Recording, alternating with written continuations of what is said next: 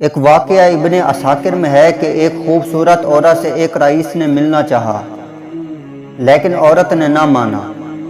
اسی طرح 3 اور شخصوں نے بھی اس سے بدکاری کا ارادہ کیا لیکن وہ باز رہی۔ اس پر وہ رئیس زیادہ اکھڑ گئے اور آپس میں اتفاق کر کے حضرت داؤد علیہ السلام کی عدالت میں جا کر سب نے گواہی دی کہ وہ عورت اپنے کتے سے ایسا کام کراتی ہے۔ چاروں کے متفق بیان پر حکم ہو گیا کہ اسے رجم کیا جائے۔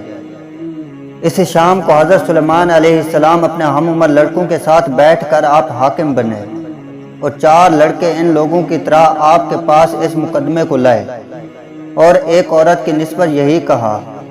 حضرت سلیمان علیہ السلام نے حکم دیا کہ ان 4 کو الگ الگ کر دو۔